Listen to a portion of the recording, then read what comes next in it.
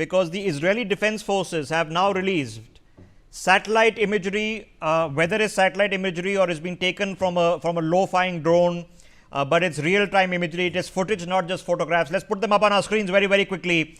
This is the Isfahan site, one of the 3 sites that was targeted. This was targeted in by the Israelis. Let's put them up on our screen so that we can understand exactly what is happening over here.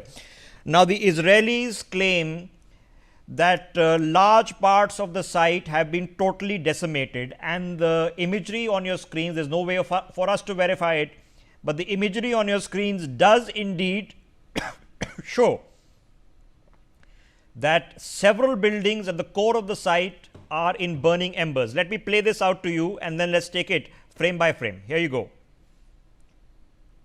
This has been shot by an Israeli drone post the strikes. You can clearly see 3 buildings which are in complete embers and some ancillary buildings which are destroyed. Now, what were the Israelis targeting here? The Israelis were targeting Iran's uranium enrichment capability. Now, the most complex machinery in uranium enrichment are the centrifuges. Now, the Israelis are of course hoping that the buildings they have hit contained the Iranian centrifuges, and you can clearly see here this entire building is completely destroyed. At least what is visible on the ground floor, there's nothing left inside, it's a burnt ember. This structure here, number 2, completely destroyed. Structure number 3, completely destroyed.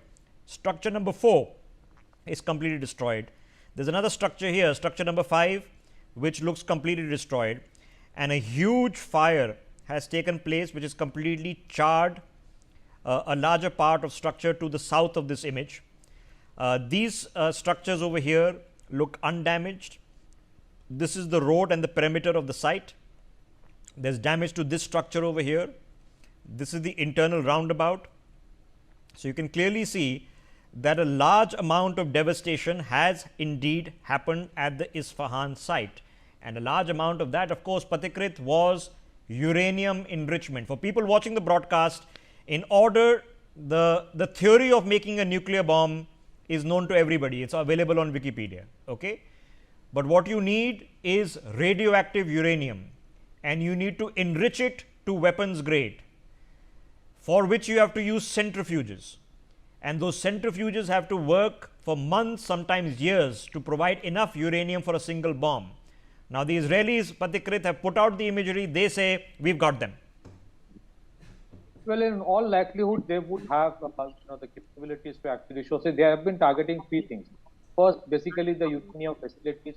Secondly, the weaponization program itself, because you have to convert that fissile material into weapons grade plutonium, and then you have to put it into a warhead, and then you have to put it on a missile. So, they have been targeting the ballistic missiles, the weaponization program, and the uranium facility, enrichment facilities itself.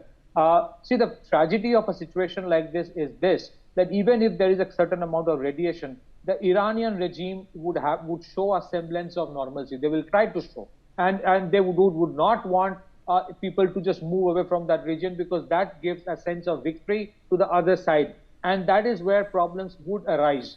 It's not, it is easier said than done, but I think the Iranians, even if there are radiations, will try to manage it without trying to create a panic. That is problem number 1. Secondly, there is also a question mark as to how much Israel can keep on absorbing the counter strikes which are happening, and which, I reiterate, have started on some of the nuclear facilities of Israel itself. So, this is an escalatory matrix in which I'm sure the war games may have been worked out, but it's not so easy to control and contain. This is where the problem starts.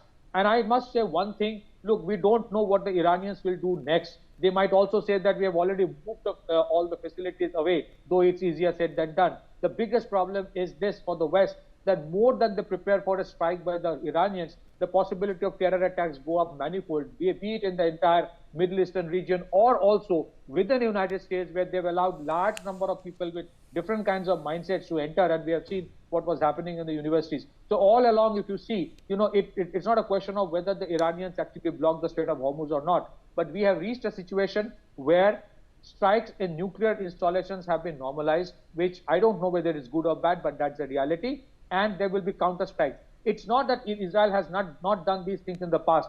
Operation Babylon, which happened in 1981 in Iraq, was done by the Israelis. In 2007, they did the same thing in Syria. The problem with Iran is that they have the ability to strike back. How much the Israelis will take it, where Americans come in again. For more such videos, subscribe to the NewsX YouTube channel, hit the bell icon.